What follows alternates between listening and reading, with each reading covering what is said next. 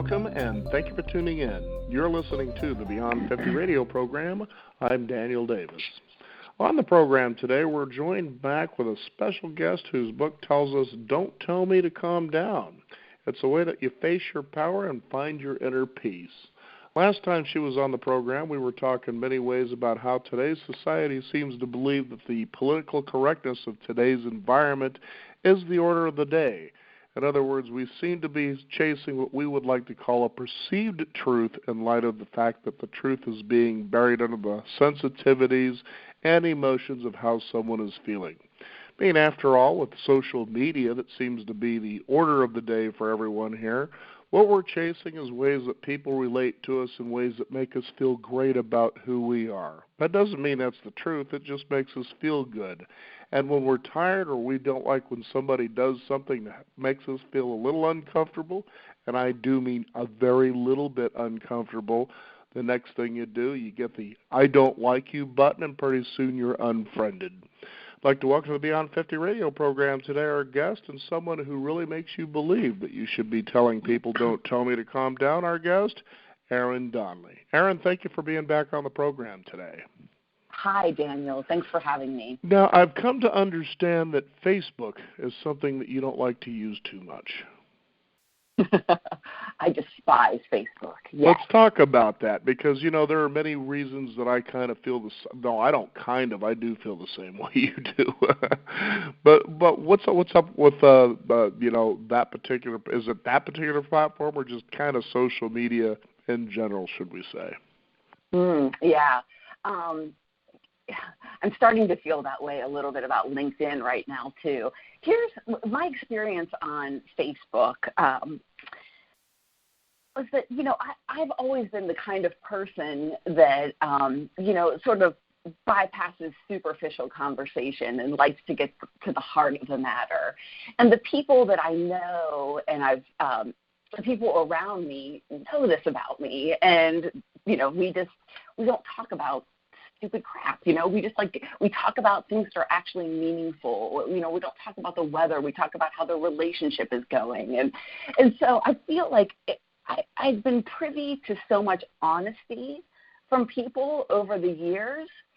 And so when I would go onto Facebook and, for instance, I had a friend who was talking about her, toxic mother and how what she's discovering in therapy about how her mother has really, been a major deterrent in her progress and all of this stuff. And she's telling me all this stuff. And I'm like, oh, my gosh. And, we're connecting on that. 2 days later, I'll see that same friend post a picture with her mother and, hashtag best mom in the world. And, my mother means more to me than anyone. She's always been there for me. And then there's this other, public facade. And I would see that and be like, what the hell? What just happened? And it's not that we shouldn't be honoring our mothers. It's just that I knew behind the scenes that woman was going through some really hard truth-telling around her mother, but she wanted people just to see that it was all good. And so, that's just one example, you could think of a million ways that people put up the Facebook facade to make others believe that their lives are really incredible. And since people are honest with me, I knew that there were parts of their lives that were wonderful, and there were also parts that were profoundly broken. So I would wonder, why do they feel this need to continually project this image of themselves that isn't fully true? And were they just trying to convince themselves of it too? And Daniel, I was so judgy. And this is being judgmental is something I constantly have to work on. And but what I found was that I would go onto that platform and I'd want to pick fights. And I'd want to just be like, oh, who do they think they are? Oh, my God, stop lying. And, and so I didn't like the person that I was becoming. And I was starting to profoundly dislike people who were really dear in my life. And so I just thought that, I've got to take myself off this platform because I don't want to interact in this way. And it's not like a win-win. If it works for them, that's fine, but it's not working for me. And I'd rather not even know it's happening. So that's why I left Facebook. And I see it happening a little bit on LinkedIn too. people tell me honestly what's going on with their businesses, but then the projection on LinkedIn is that they're killing it. And I understand, again, that we need to do that in a sense, but I just wonder, like, why lie? You know what I mean? Why feel the need to distort the truth for your image? Why can't you just choose to say nothing? And so, I'm always having to work on that. So it sounds to me that authenticity is something that, and genuineness is something that you really believe is really a core value, something that is inside of you that you'd like to see more of. Absolutely, yes. I'm in my mid-40s, and like lots of people of my generation, we were, raised to be positive and, the whole pull yourself up by your bootstraps, and we all have an equal chance to succeed out there. And, and it was all just about, putting your best face forward and see the best in people, and we all have the right to have our own opinion. And I'd always sit there and say, but what about the bad stuff that's happening? Can we ever talk about that? And so I've had a lifetime of, being shamed for being that person. And so I've had to do a lot of personal work on when to talk about the elephant in the room, when to say we need to talk about some hard truths. Not only when to engage in that way, but how, and if it's even necessary at all. So like timing, delivery, discernment. And I've often felt alone in this. And so over the years, I've found teachers that are like me, and I've, found people who want to talk about what's not working before they want to talk about what's great. And again, both have their places, but I've always had to deal with the discomfort of being the one to bring up the uncomfortable truth. And, part of writing this book was to have people join me in that and offer some skills that might make it easier. I know that one part I was reading here, and I thought it was really a unique point of view because, I've had some experience with this myself, and it's amazing when opportunities like this present themselves and you're aware that it's an opportunity for you to grow, that it's pretty amazing. And it seems that the more you start seeking these things out, the more they just sort of fade away because you find a real balancing act in yourself. And this is where you write about keeping your core values updated. So to give you an idea of what you wrote here, you said that you're appalled at people who never put away their phones. Oh, my goodness. I don't know how often throughout the day I feel that way, like you just want to walk up and kind of smack the phone right out of their hand. They're not looking at anything else but their phone. Their right. phone is that thing. It looks like they were actually born with an attachment, a telephone in their hands, right? But to you, what it really means is that connection with people would be a core value. So I realized, okay, so how do I personally find a way that what they're doing should be okay with me and, kind of work through that. So let's go ahead and let's explore this for a bit, on how you can realize your core values through things that people do that seem to annoy you on a regular basis. Yes, I love that you're wanting to go there. I wrote this book, but my job, my occupation is ghostwriting. And I specialize in nonfiction, leadership, business, personal growth kind of books. And one question that I ask that always seems to get to a new level of truth, to my clients is I say, what do you have zero tolerance for? What is too painful for you to be around or even witness, or what just what makes you lose your temper? And so that question right there, when they get really honest about what that is, it often leads to a conversation about what they care about most. And so I love this whole, there's a chapter in my book called How to Deal with People You Can't Stand, because, we are told that, if we have these feelings that, there's like a problem with us. Maybe we're being judgmental. Maybe we are projecting. They'll say, well, why don't you just find their human goodness? Or, you need to redirect your thoughts to something more positive. Or, why don't you just learn to let it go?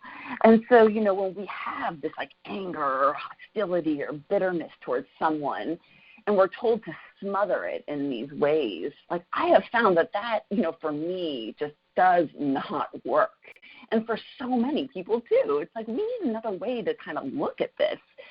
So I'm encouraging my readers to, sort of like use these like, oh my God, I can't stand this person feeling, to like learn about yourself and kind of get excited about it. Don't judge yourself. Don't say there's something wrong with me.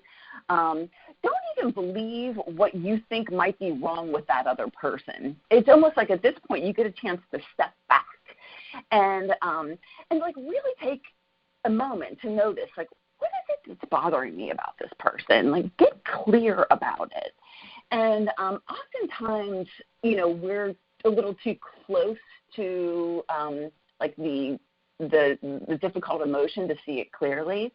So this is where, I call on a group of trusted skeptic friends, ones that aren't afraid to like kind of get in there and get a little judgy and say what something brings up for them. And so you just kind of like, and I encourage to like get on the phone or do this in person. Don't do it through text or email. But when someone gets on your nerves, it's like there was a woman on social media who, like, every time I saw her video, it would distract me from productivity for hours. And I would just sort of fixate on, why do people like this woman? And, oh, my gosh, she has nothing to say of value. And I just was all, like, hearing my judgments, but also noticing how that was it was affecting my day. And so I called her skeptic friend. I said, hey, can you take a look at this woman's video and just tell me what's it bring up for you? And then we have a conversation about that. And through that, I was able to get more clear about, what don't I like about this? I wrote it down, and I'm like, oh, okay. And so then you look at, like, the opposite of what that means. So, it's like, say you, and I have tons of examples in the book here. I'll read a few of them. Say you just like absolutely can't stand your supervisor, or like people who micromanage, try to control. So that would be a cue to you that freedom is a core value. Say you get really angry with people who are, sort of harsh and unbending. Okay, so now consideration is a core value.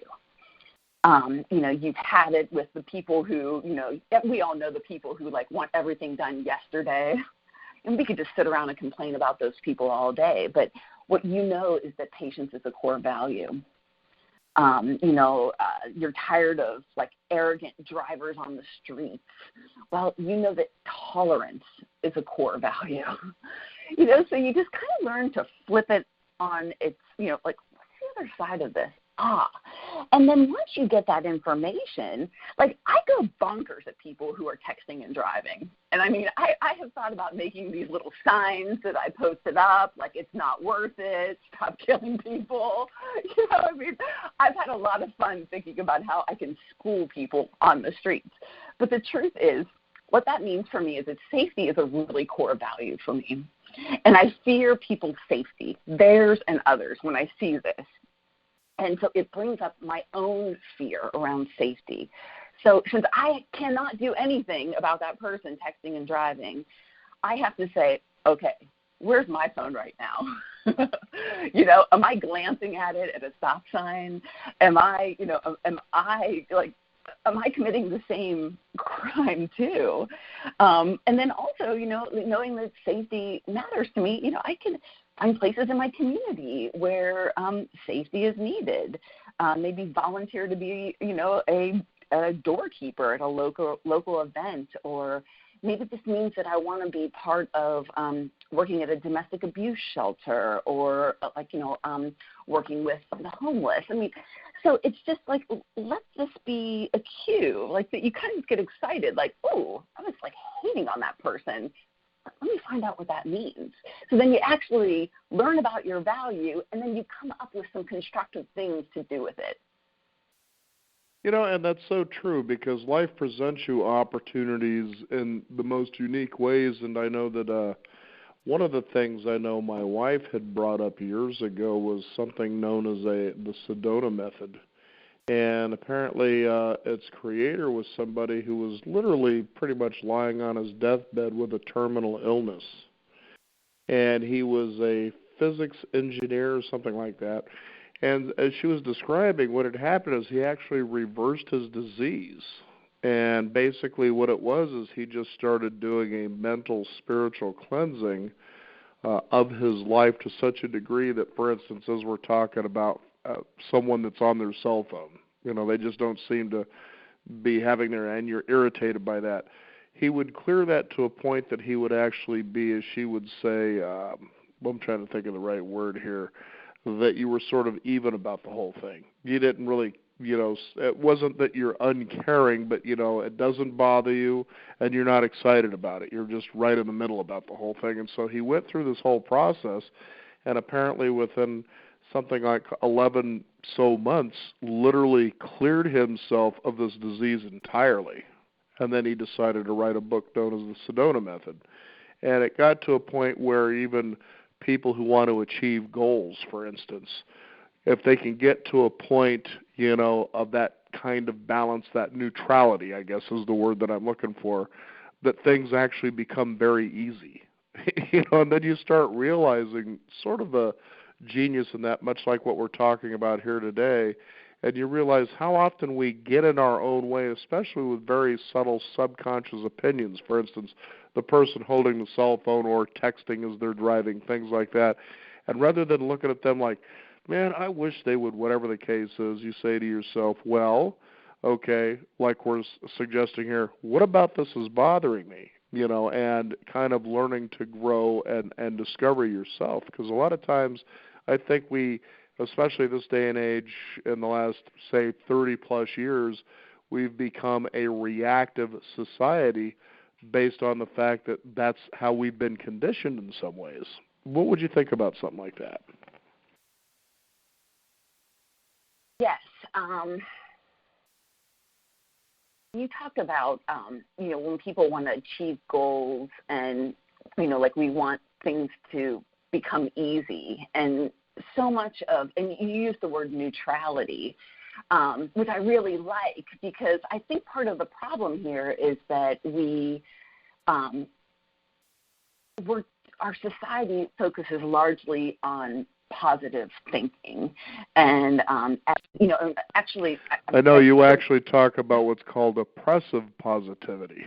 Exactly. This is a term that I'd like us to become more familiar with, because our society has this belief that those who can achieve positivity in the darkest of times are the healthiest among us.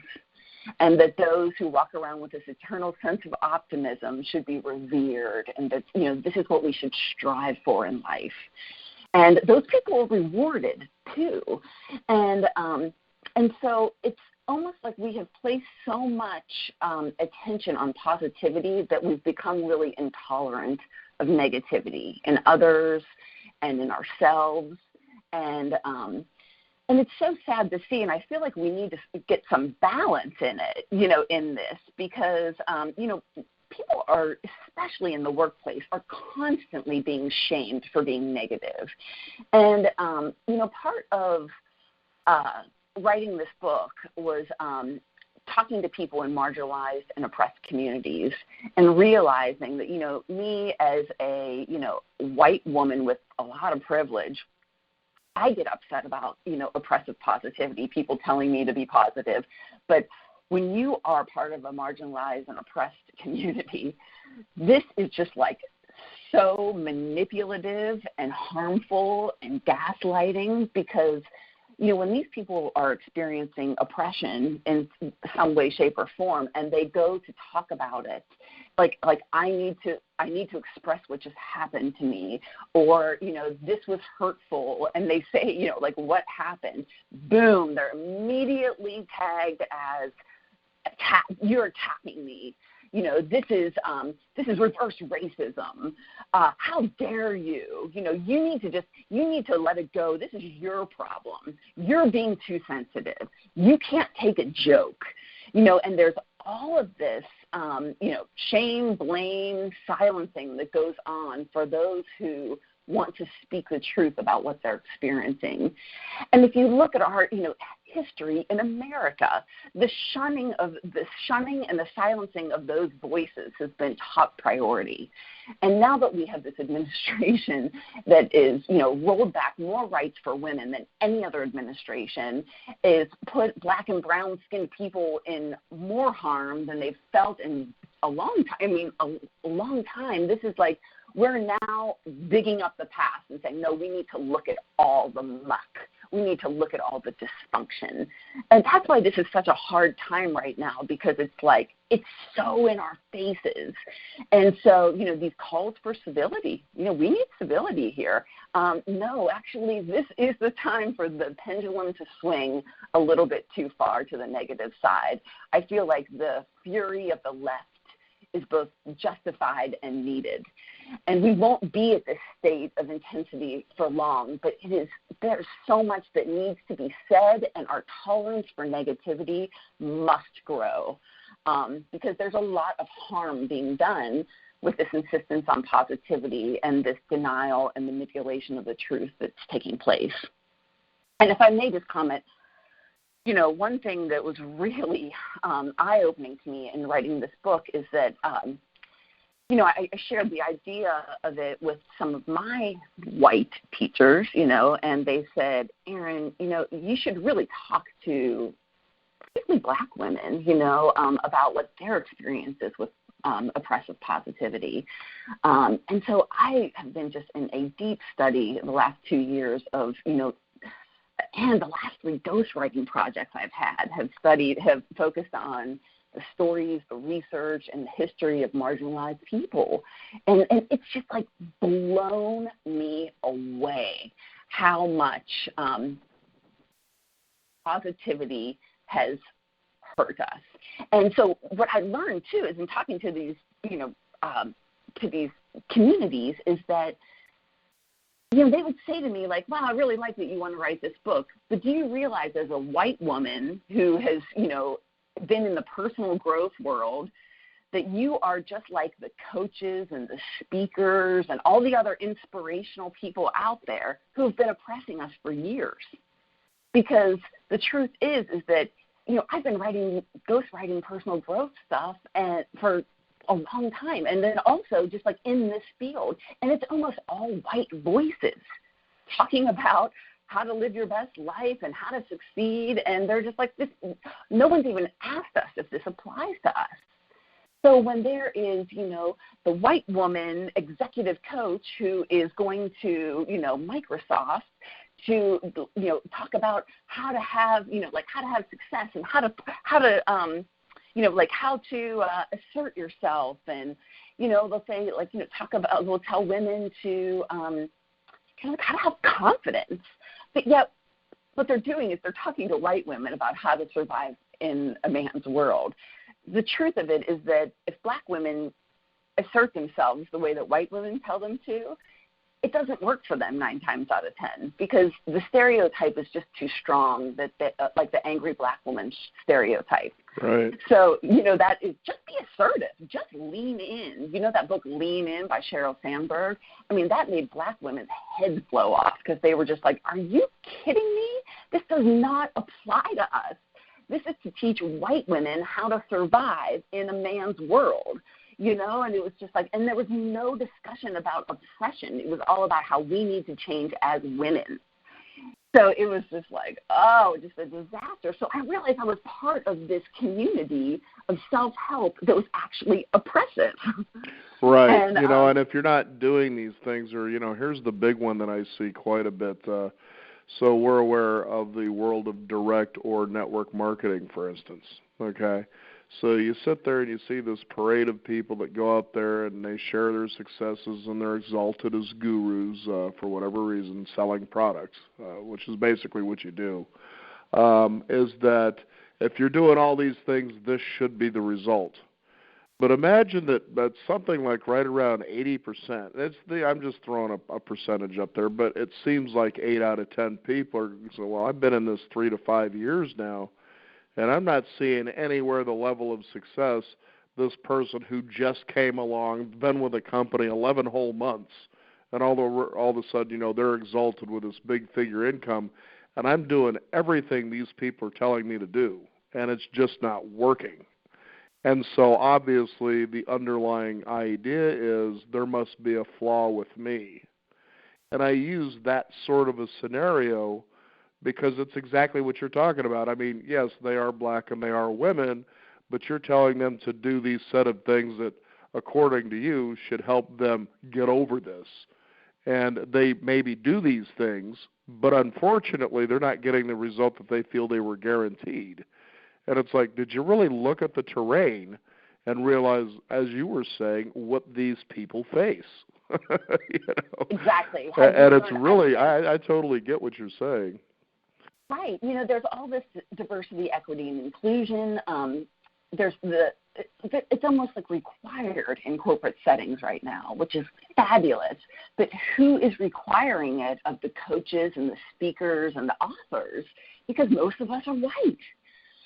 So we need to find our own blind spots around this. And I think what's so hard about that is that, we really have to, it comes with a reckoning that we have to say, like, you know what, I've done some harm around this.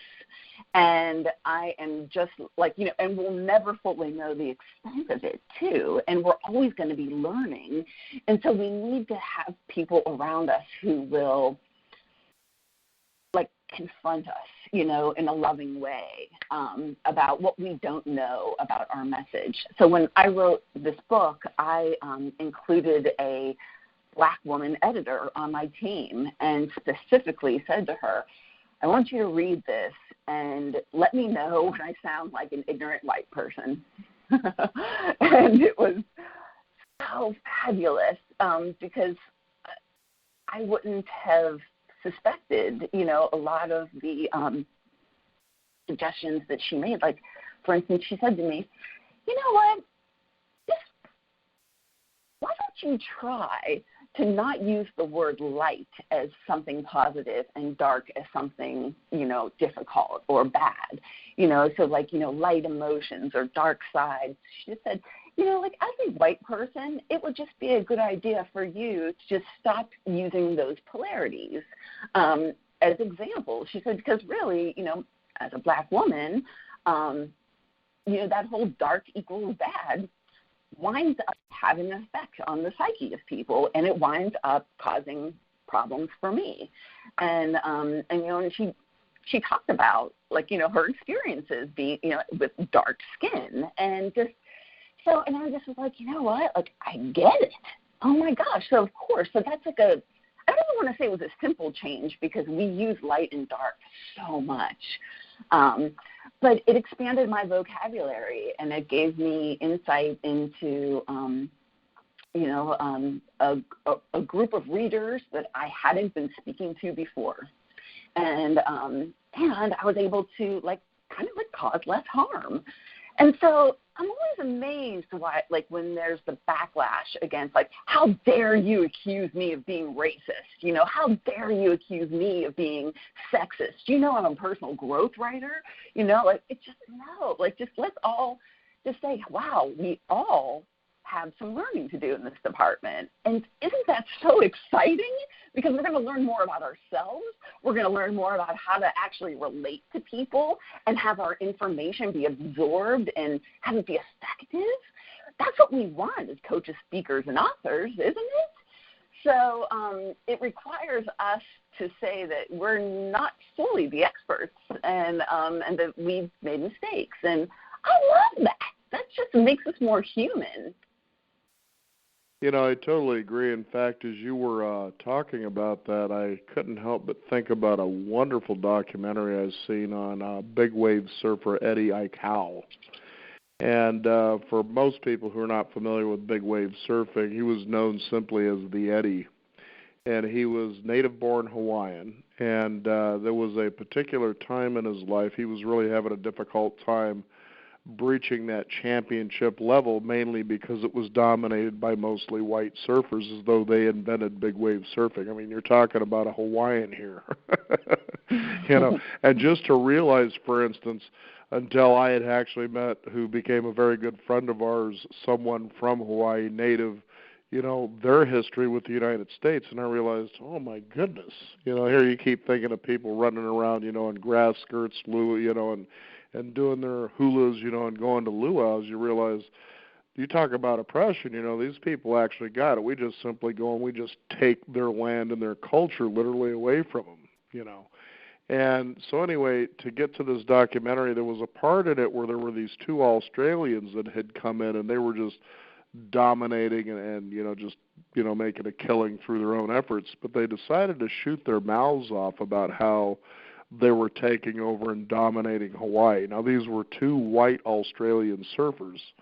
Now, in their mind, what you're guessing is this is just big bravado talk that you can typically hear in the sports circuit when somebody's just on fire and they're doing well. What they didn't realize is they were about ready to start tying some nooses that were going to be slung over a palm tree, and they were about to be hanged by the citizens because these two ignorantly didn't understand what that culture had actually been to, through it, that is. And one of the most remarkable things had happened. Eddie had sat down this hardcore Hawaiian council and brought these two guys in to let them know, this is what you're doing here. And it humbled them tremendously. But what he was doing that for was to say, look, we can see you don't get it, and we're going to basically give you some forgiveness. And it just changed their lives entirely. But that he had the compassion to realize that sometimes people just don't know what they don't know, and if we're willing to reach across the aisle with compassion, and be part of the process of not only healing and forgiving but solving the problem, that it changes everybody in a very good way. And so one of the things I know that you talk about, and I found this one interesting because to a degree underlying all of what we've talked about so far is, how do we get to know our anger? Yeah, good question.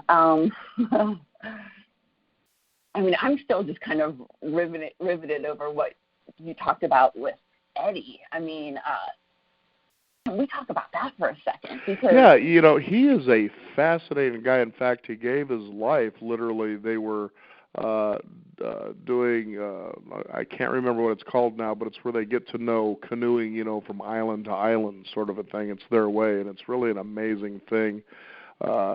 For instance, and apparently they got into a lot of trouble, and he just simply paddled out away from the boat to go get help, and that's where he just simply disappeared. I mean, this guy was an amazing swimmer, but you name it. He was like one of the first, if not the first lifeguard in Hawaii. I mean, the guy just has an amazing story about who he is.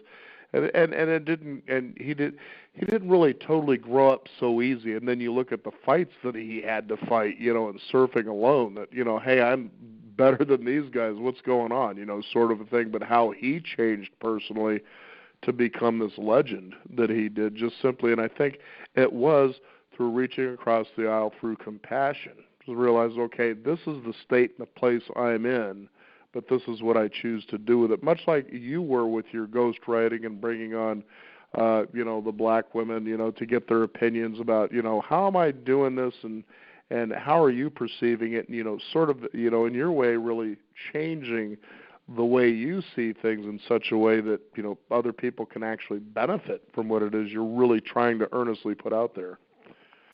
Yeah, I like that Eddie, I think you said he brought two people, like, from the council or something to go. No, it was actually quite a few. I think it was up to something like 30. Right. Yeah, that's so, but, and that they found a way to have the conversation with these Australian guys, who were, to confront what they were saying. So I suspect that what happened there is that, so this is, I'm really glad we're going in this direction, because with this information that I've learned about the harm that's being done by us coaches, speakers, and authors, I have been trying to go in and kind of like have the uncomfortable conversation with certain people that I know around this. And it's been really hard. I've learned a lot about, like, it's hard for me as a white woman. Can you imagine how hard it must be for a person of color to try to talk to a white person about this? Because, oftentimes, they'll sort of, say to me, like, that's ridiculous. Or like they just don't believe what I'm saying, as the truth. Or they'll say, but, my intention, my intention isn't to do harm, or that wasn't my intention to put, to do that. And it's just like, our intention doesn't matter. What matters is the impact. And so these conversations have just been really hard to manage. And I've been learning about, like, how I can step into them in a way that works, for both of us. And so the biggest thing that I've learned is that, when you kind of like walk into these uncomfortable conversations, it's like, hey, I want to have a conversation with you about something, and it's really uncomfortable, and you might get really mad at me, and but I'm wondering, are you open to, to going there anyway? So you kind of have to, like, set the scene, because you just don't want to drop a bomb on someone. And so, okay, so I got some buy-in, so I'll go and be like, okay, so listen, I want to tell you about my experience. I've been working with women of color, and here's what I'm hearing from them in regards to the work we've been putting out, as white people. And then I listen for their response. And if it's like, that's ridiculous, or oh my gosh, or if there's any immediate resistance, I stop. And I realize this is as far as I can go with this person. You know what I mean? And then I've had to learn just to back away then, because when I keep pushing past that point, they accuse me of attacking them.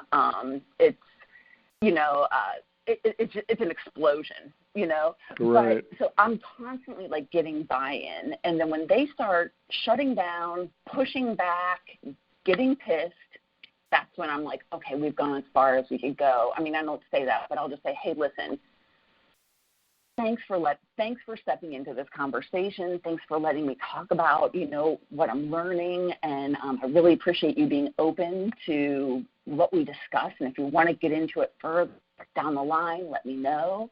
I'm trying to, like, do this, take that approach. And I imagine that these people, people in marginalized communities have had to learn the art of how to confront, and in a way that doesn't deplete them. And so, I'm learning this primarily from women of color, how to navigate these conversations, and they're really hard. Like, I've been, like, testing my boundaries on LinkedIn with some, like, really just sort of, like, ignorant, sexist, misogynistic men and women, by the way. Women can internalize that sexism too. And I pushed back on this one woman recently, and she kind of, like, came after me.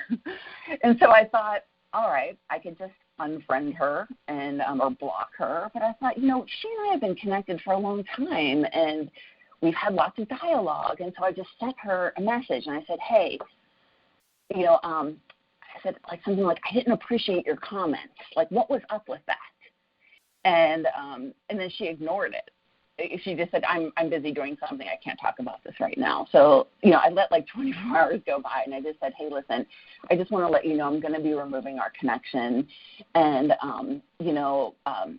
again, I've seen you make comments, devaluing the work of women, and I'm just not going to choose to engage with this any longer. So, and I kind of thought, okay, that was good. Like I felt like I kind of took the high road, and I've known her, so I was trying to be delicate. But it didn't matter, Daniel. I mean, I got like emails from her, right after I sent that. Who do you think you are? I mean, she just said, I might suggest you look at dialing back your rhetoric. Here I have the list. I have the email right here. You went from interesting Aaron to no sense of humor, Aaron. I might suggest you find a place for those opinions outside LinkedIn. You have compromised your professional brand. Get an effing clue. Wow. Yeah. You really triggered some buttons in this individual, huh? Yeah, she said you were displaying the true female passive-aggressive form. And I was just like, she goes, you've attacked me. Just all this stuff, and I just thought, And so, again, what I've learned from particularly, women of color, again, is that, my teachers, Desiree Attaway, Bunny McKenzie Mack, they have been lifesavers to help me understand why these responses come like this.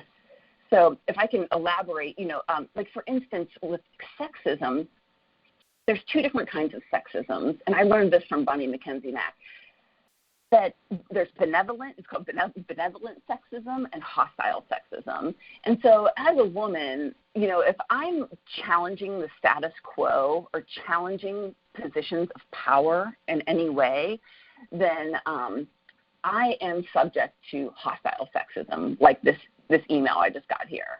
But if I kind of cloud everything of just like say like, I'm a feminist and I'm all for women and I'm just sort of rah-rah women and I'm not like directly confronting anyone, then I'm still going to be subject to forms of sexism, but it's much more veiled in positivity, someone telling me, like kind of correcting me or it's the acceptable forms, but the minute you challenge those in power directly, gloves are off. And you have to know that's going to come to you, no matter how well you do it. So I'm like, oh, okay, I can sort of, that's so helpful. And not only do I know that because I challenged power, that is coming to me and that's coming, that's, like you read any women's history book, like that's exactly what's happened to every single woman who's tried to challenge power. But it's kind of cool too, because when you learn about this, you learn that there are these really common phrases that when you get hit back verbally, it's all the same quotes. It's, I mentioned some of them earlier, you're taking this too personally. You're being harmful in how you received it. You're overly sensitive. You can't take a joke. You're being irrational. You don't know what you're talking about. It's like, so these are, there's even more. Like, you think you're an expert. The problem is with you. You're just trying to make me look bad. You're being negative. You're looking for problems. Right. You're being It's dramatic. funny. I can't help myself, but as you're saying this, I remember a wonderful guest we had on the show some years ago, and I'm pretty sure you might be familiar with her work, Byron Katie and the Inquiry. Yes. Mm-hmm. And so when I hear these, and I'll tell you, because as a show, we post our interviews on YouTube, and it's been even better than being on terrestrial radio by leaps and bounds, mainly because it creates threads where people respond and they comment. And we've had a big one actually happened some months ago with a guest we had on the show with a book called Done with the Crying, in which it's about estranged parents grieving the loss, we don't mean death, but of their children just simply not wanting to be connected with them anymore, and how to deal with this. I listened to that one. That was phenomenal. Yeah, and it's been pretty funny, some of the stuff. Mostly you see people actually coming in to, say what they have to say to get it off their chest, or somebody acknowledging someone else's pain and experience and saying, well, I went through that too. But occasionally you get people on there, as you will, in an area where people can be anonymous and you can't do anything about confronting them and so forth. And they'll come in with stuff as though they just want to stir the pot. And I really, quite frankly, enjoy this, especially when in the back of my mind I have the idea of inquiry, okay? Because my attitude is if you're going to come to YouTube and you're going to post something on the work that somebody else did, why don't you come in with the solution? I mean, the criticisms are fine. I actually had a guy, he came on with a criticism about how, you really should do something about your sound system. It sounds terrible. And then he also had to use an expletive word. That had to go that far for him to feel better about it. But I just kindly said, hey, thank you. You're totally right about that. And he was, that I needed maybe a better microphone or something was happening there. But it even got to levels where there was a particular thread that had to do with healthcare, managing a particular something about that's what it was. It was emphysema, and how someone who allegedly successfully reversed their 70-year-old mother's emphysema. And so this guy came on and he started blah, blah, blah, and getting into the whole thing about Quack and Quackwatch. And I had never even heard of Quackwatch, but apparently this was a website created by 4 doctors, allegedly over glasses of wine, deciding to call out people they thought they were quacks. So I went to this website, but it was the response that I gave him that was really the most important thing. But I went to this Quackwatch, and I'm like, well, what's Oprah Winfrey doing on here? She's a broadcaster, And I'm looking at some of the people on this website like, really? You're going to pick on people that aren't doctors? And they were saying, well, for instance, this one doctor lost her medical license because of, whatever. So I went and I did some research, and it happened to be a doctor we had on the program, and who was talking about what she called the high blood pressure hoax, and she's very well esteemed by the world by what she's putting out there. So I looked further as to why she had lost her medical license. And it wasn't that they temporarily restrained it due to the fact that she wasn't willing to keep up a level of, I think it was prescriptions and inventory. It was just something simple like that. It had nothing to do with her trying to heal anybody. But the fact that you see how that bit of information, oh boy, she's a quack because she lost her license. But nobody really looks into, well, what actually happened there. And I just did because I was curious. But back to the comment. So I said, well, what is this Quackwatch here? What kind of esteem or integrity, or I can't remember, credibility, what do they have here? And he says, are you kidding me, Quackwatch? And he gave me this long dissertation about this website, Quackwatch. And while I simply thought, well, that's a lot of work he gave to let me know who Quackwatch was, I said, but I'm curious, did you have any solutions for the people that are here trying to solve a problem that they may have or they have experience of someone else who has it? Because you've got a lot of passion trying to sell me this website about Quackwatch, but what about these people who are actually looking for solutions other than a place that showcases people that are allegedly quacks? And I never heard from them again. Right. And so, this is so, what you're talking about, like, what happened to critical thinking? What happened to, engaging in some, well, where's the source coming from? And, what hidden motives might they have? And what's the truth that might not be said in this moment? And I love that you went there, because it's true, especially online, we need to be much more discerning about what we read and believe and how we respond. And I mean, Quackwatch, is this labeling, so right off the bat, they are, committing a type of verbal attack. In my book, chapter 5, I talk about verbal abuse and how, we think verbal abuse is just like screaming at someone, but it's a very specific language. Verbal abuse isn't just name calling. It negatively defines a person, and it tells them, this is so important, it tells them who they are, what they think and feel and want. And that's why it lacks credibility, because it's like no one knows, people don't have the power to define us and tell us what we want, think, feel, and what's going to happen in our future. And so when you read critical comments, or you go back to some of those phrases that I mentioned earlier that are habitual, responses to people questioning those in power or not, you realize, like, let's listen to those again. You think you're an expert. You're just trying to make me look bad. You're being negative. You're attacking me. You're blowing it out of proportion. You're getting upset over nothing. You don't know what you're talking about. Right. You're So do you see? And you can see how the Byron Katie inquiry works. Is it true that's really what I'm doing? What evidence do you have about that?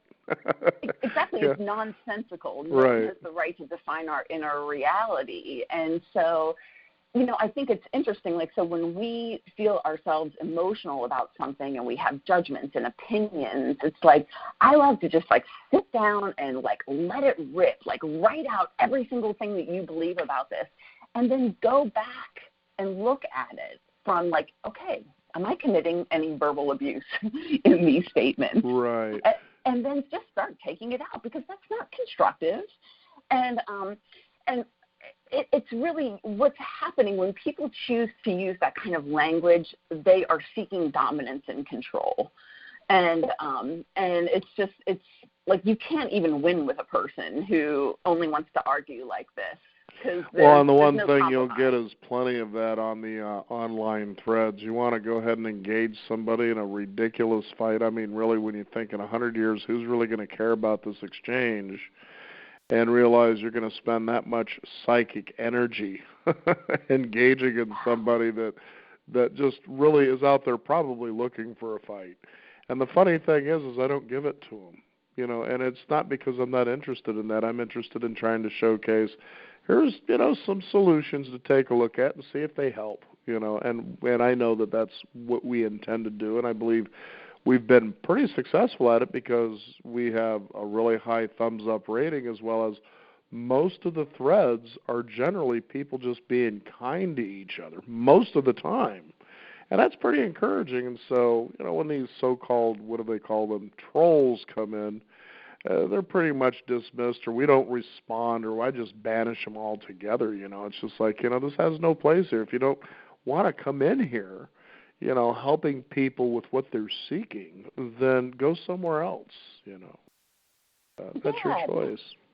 Well, and I hope this understanding of verbal abuse would also help people create better boundaries, like what you were just talking about, so that if someone does come in and is critical, you can look at it and say, is this verbally abusive? If it is, get rid of them, and if it isn't, allow their voice to remain, And so I do that. I love criticism, and sometimes people come in and it seems pretty hard, but I'm like, no, this is relevant. And a lot of times I turn it over to the community, and you'd be amazed how often sometimes the community will take care of it themselves. Yes. Yeah. So, right, I know. I feel like so many of these conversations are just useless online that it matters so much more when we can have them in these kind of settings, or or like one-on-one, or in groups, or we can look at each other's faces. I mean, it helps so much in terms of cutting back on the attacks. So as you brought up boundaries, and I think this is a great way to kind of end the conversation too, is that how do we, know what kind of boundaries that we want to set, also in relation to when we decide, I no longer want to engage in this anymore, obviously. I mean, you seem to kind of in some way follow a particular principle I remember from leader guru Stephen Covey's, says seek to understand and then be understood, which you did marvelously in your ghostwriting experience. But let's go ahead and talk about, boundaries and how, we should set that up reasonably to where we're growing and learning, but we're not also going to allow any nonsense, as we've been talking about. Mm-hmm. Yes. Boundaries to me are just all about self-care, especially when you're the type of person, who allows yourself to feel all kinds of feelings. If you're just forcing yourself to be positive, whatever. It's like, but for those of us who actually allow ourselves to go there, we do need to have some boundaries to protect ourselves. And so, oh gosh, let's see, what can I say about that? It's, as women especially, we're taught that it's not okay to say no. And and that we owe explanations for the things we really, don't want to do or do want to do, and that anger isn't allowed. And so it's just like in this boundary-setting world, it's just like, it's okay to say no. We need to just sort of like embrace that, and you actually don't owe anyone an explanation. You always have the right to leave if you are capable of doing that. You can let people be angry with you. You can let people disagree with you. It's just sort of like just allow it. Allowing it is also just having a boundary of like, I'm just going to let this exist here because it's not even, it's part of life. And really, it's just, you also don't have to listen to abuse. So you can choose that when it gets to that level to remove it. And so, and I know too that it's just like such a tricky, boundaries is such a hard conversation to have. Because, I even think about how, I'll talk about racism or sexism and call people out, online, and I'm doing that from a position of privilege. I'm self-employed. I don't have to worry about being fired.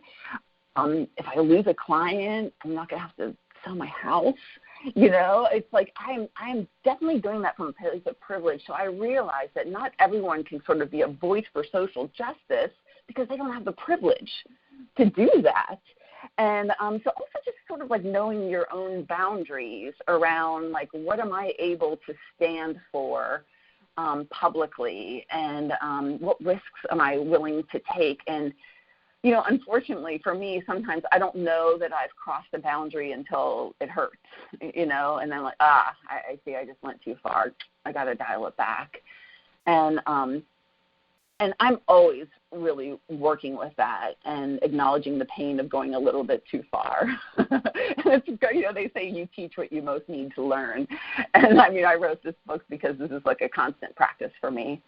And I certainly haven't mastered it. And all throughout the book, I talk about the teachers who have, I have worked with, and the different methods of really, embracing how you truly feel, learning how to manage it, and walking in the world with acceptance for yourself. I know I think at times I've come to a real point in my life that you have to ask the question that it doesn't matter what the race is or so forth. Does a person have a right to be happy? And I say absolutely. All people deserve that right to be happy. I think it is a born birthright for us to be that way. It's a spiritual way about us to be happy, to be the best versions of ourselves, whatever that may be. So long as, in my opinion, that you can actually help others to do the same. And when that somehow falls short, especially in devastating ways, then maybe it's time to reel back and realize, well, what is your intention in the pursuit of your own happiness? If it's at the fault that it hurts other people in its pursuit. And that's different from making and tripping up and making maybe the kind of missteps that you've made, as you were talking about in your ghostwriting experience. And I think that with a boundary for me that I've set like that, that I like to constantly pursue, and how can I help people understand that around me they could be the best versions of themselves and feel good about being able to do that. And that's pretty, hard to do, but it's so richly rewarding, and that's where, most people, especially in your industry, have a sincere earnestness. That's exactly what they want. But as you have stated earlier, a lot of times they don't know the terrain as well as others that don't have that same experience, or, they don't have those sort of things that maybe, as you keep saying, privilege. I like that you keep saying that because you've recognized, look, I realize the position I'm coming from, but now it's time to wipe that slate a bit and see it better and clearer so that people that don't have that privilege can realize, okay, this is possible. It may not be as easy for me, but it's possible. And I think that would be a unique end goal. What do you think? Mm-hmm. Yes. Are you saying that, someone who hasn't really been using their voice to disrupt something, when they see others who are doing it, it might help them feel encouraged to do it too, or get the guts to do it too, or learn. Is that what you're saying? Well, no, I'm just simply saying when we're talking about boundaries that I had come to a point in my life that I felt that all people, inherently, it's their birthright to be happy. And maybe sometimes we don't always agree with how they pursue that happiness. But in kind, what I have come to a point of saying is that I like to reach, if I can, to allow people to know that around me in the pursuit of their happiness, that they can be the best version of who they want to be, and then that's okay with me. You know, that's what I'm getting at, versus, for instance, I lived up in Portland, Oregon, and we've got about 2 minutes left, but I was there just before we left Portland when Donald Trump got elected. And there was all the protests downtown. I happened to work downtown, so I had to drive through and get through all that. And I became irritated, especially at the fact that here are these people that are stiveling and whining and crying about Donald Trump being elected, and then realizing these people actually had no part in the election. They just wanted to be part of a group that complained about the outcome. It's like, okay, well, where's your responsibility here? Just to go down and wreck businesses and disrupt everybody else's lives because you didn't like the way something turned out? And so it's kind of crazy that way sometimes in the world we live in, that we have these expectations, but yet it seems that there's a lack of responsibility sometimes and seeing through to get those expectations met. Then that's one of those cases there. And I just had to scratch my head and say, I've got to rethink maybe the way I'm seeing or experiencing this. It was pretty crazy stuff. Yeah, and I think that's partially true, that there were people who maybe didn't even vote, that just wanted to be part of a resistance, that were, part of that, the marches. But I could tell you, everywhere that I went in Portland for about a week after Trump won, it was like a funeral, because so many people had been really actively engaged in the election. And also it's just like, those in marginalized communities realized that we had just elected an openly oppressive leader, and that had consequences on their safety. And so I think a lot of these protests that have happened, certainly they include people who just want to protest, but a lot of them are people who are genuinely concerned for their own safety, and people who are wanting to be allies for those who are. It's like hate crimes. It's really a scary time for in the communities that I've been sitting in. It's just like they've never felt more fear for their lives. And in terms of being a woman, it's insane to see our rights being rolled back every day. I mean, it's like, who would have thought?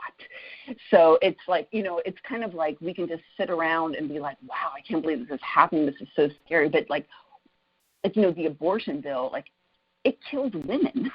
It kills more women than babies.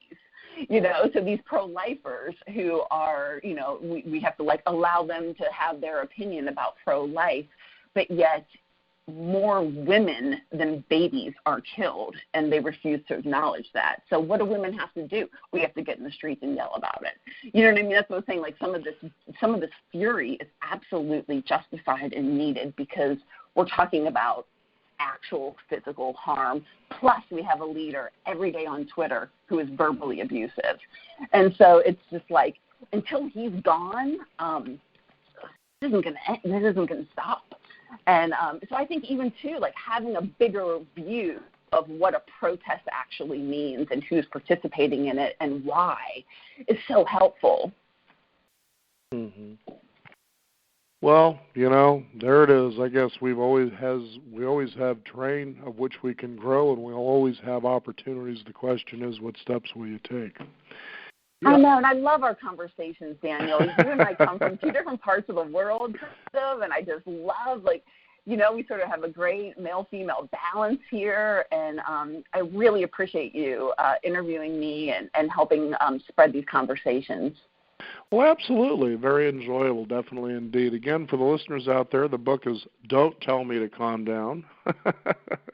I like that title. I think a lot of hockey players would agree with you. Anyway, listen, is there a website people can go to, find out more about you, how they can get the book, things like that? Absolutely. It's erinDonnelly.com, and that's ErinDonneley. Well, very good. Well, Erin, thank you so much for joining us here on the Beyond 50 radio program. It's been a pleasure, and it's good to hear how you're growing, even through your experience as well. Oh, yes. It's the best part about writing a book. You learn so much about yourself in the process. And it's ongoing. So. You bet. Thank you again, Erin. Mm-hmm. We want to thank you, the listeners out there, for joining us. You can discover more at beyond50radio.com. You can also sign up for our weekly e-newsletter to keep up to date with what's going on in the world of Beyond 50, as well as our upcoming shows. We also welcome your comments and suggestions about our show, and you can certainly do that by shooting us an email through our website. I'm Daniel Davis. Thank you for tuning in. This is the Beyond 50 radio program, and remember, live your day past halfway.